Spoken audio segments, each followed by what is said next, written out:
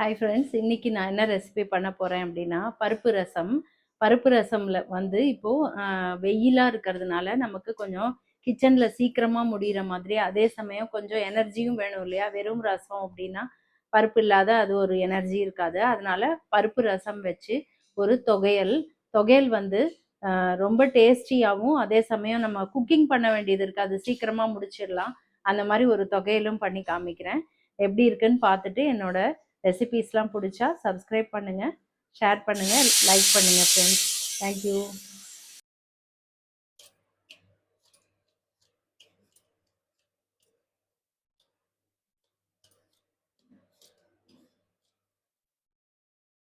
நான் கிட்டத்தட்ட ஒரு தேங்காய் உடைச்சி முக்கால் தேங்காய் எடுத்து வச்சுருக்கேன். அது கூட இந்த அளவு பச்சை மிளகாய் எடுத்துக்கிறேன். இது கூட முதல்ல உப்பு போட்டு நம்ம கிரேட் பண்ணிக்கலாம். இந்த அளவு உப்பு போட்டுக்கலாம். போட்டு முதல்ல இதை கிரேட் பண்ணிக்கலாம். இப்போ இந்த அளவு கருவேப்பிலை போட்டுக்கலாம். இது வந்து நம்ம கேஸ் வந்து செலவு பண்ண வேண்டாம், அப்படியே நம்ம பச்சையாக அரைக்கக்கூடியது. தோல் எடுத்துட்டு தான் அரைக்கணும், அப்போ தான் உங்களுக்கு நல்லா இருக்கும். இது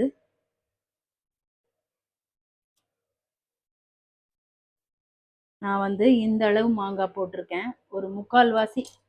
இதை பேலன்ஸை நம்ம வந்து குழம்புக்கு எதுக்காவது போட்டுக்கலாம், சாம்பார் பண்ணும்போது. இந்த அளவு தான் போட்டிருக்கேன். இதுக்கு மேலே போட்டால் ரொம்ப புளிப்பாயிடும். அப்புறம் இந்த அளவு வெல்லம் போட்டுக்கிறேன். இப்போ கொஞ்சமாக தண்ணி விட்டு இதை அரைச்சிக்கலாம். இது வந்து இந்த அளவுக்கு தொகையல் மாதிரி நம்ம அரைச்சிக்கலாம். இதுதான் ரைஸுக்கு போட்டு பிசைஞ்சு சாப்பிட ரொம்ப ஏவன்னா இருக்கும்.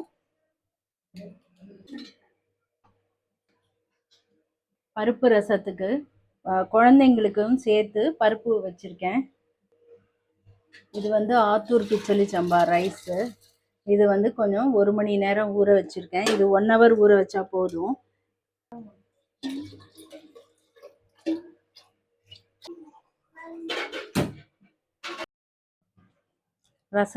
பருப்பு ரசத்துக்கு நம்ம ஒரு எலுமிச்சம்பழம் அளவு புளி, நேத்தோட தக்காளி தோல் வந்து ஃப்ரிட்ஜில் இருந்தது, அதையும் சேர்த்து நான் கரைச்சிக்கிறேன்.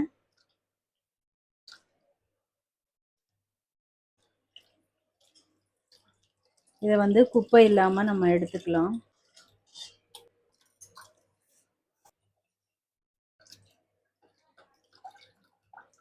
புளியை கரைச்சி நல்லா குப்பை இல்லாமல் எடுத்து வச்சுருக்கேன். இதை காமி.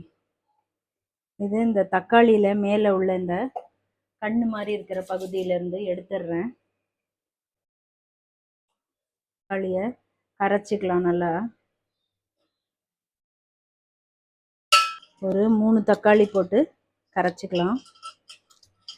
ஒரு 5-6 பேர் தாராளமாக இந்த ரசத்தை விட்டு சாப்பிட முடியும், அந்த அளவுக்கு பண்ணுறேன். இப்போ இந்த தக்காளி எல்லாம் கரைச்சாச்சு. இந்த புளி தண்ணியை அதில் விட்டுக்கலாம்.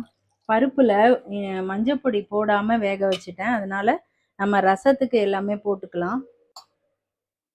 1/2 ஸ்பூன் மஞ்சப்பொடி, 1/2 ஸ்பூன் சாம்பார் பொடி,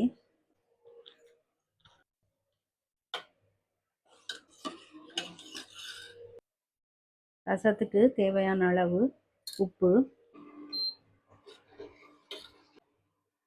கொஞ்சம் கருவேப்பிலை பிச்சு போட்டுக்கலாம். இதுவும் சேர்ந்து கொதிக்கட்டும். இந்த பருப்பை குக்கரில் தான் வச்சுருக்கேன். பருப்பு ரசத்துக்கு வந்து குக்கரில் வச்சா நல்லா குழைவாக இருக்கும், அதுக்காக. இன்னொன்று, கேஸும் இப்போ நம்ம சேவ் பண்ணி ஆகணும். வச்சு நம்ம வந்து லைட்டாக மசிச்சு விட்டுருக்கேன். ஒரு 2 பச்சை மிளகா கீரி போட்டுக்கலாம். நல்லா கொஞ்சம் பொடி வாசனை புளி வாசனை போகிற வரைக்கும் கொதிக்கட்டும். ரசத்துக்கு தாளிச்சு கொட்ட ஒரே 1 ஸ்பூன் நெய் விட்டுக்கலாம். 1 ஸ்பூன் கடுகு,